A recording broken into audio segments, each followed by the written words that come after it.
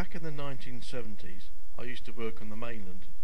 I live on the Isle of Wight, and would travel back each day to ride.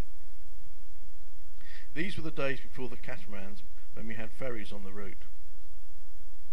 One evening about 8, I boarded the boat at Portsmouth, and fancying a cup of tea, I made my way down the steps to the buffet at the front of the ship.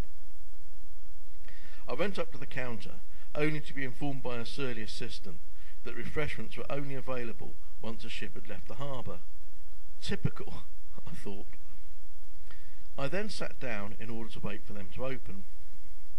Whilst there, I was looking round when I caught the eye of a middle-aged woman who raised her eyebrows at me. I assumed she had been told the same and was raising her eyebrows in sympathy. I didn't really want to get involved in conversation, but I raised my eyebrows back at her out of acknowledgement. I then got out my paper and read for a bit.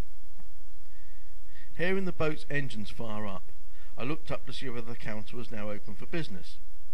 It wasn't. The eyebrow lady then raised her eyebrows again at me. I felt the point had already been made, but lifted my eyebrows back out of politeness. Finally, I got my tea and took it and myself to the non-smoking saloon astern. 25 minutes later, we docked at Ryde Pier, and I made my way up to the disembarkation area on the ship. Whilst waiting for the ramp to be lowered, I saw the lady I had exchanged raised eyebrows with earlier.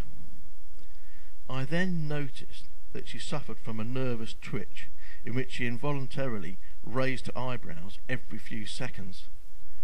Fuck! She must have thought I'd been taking a piss.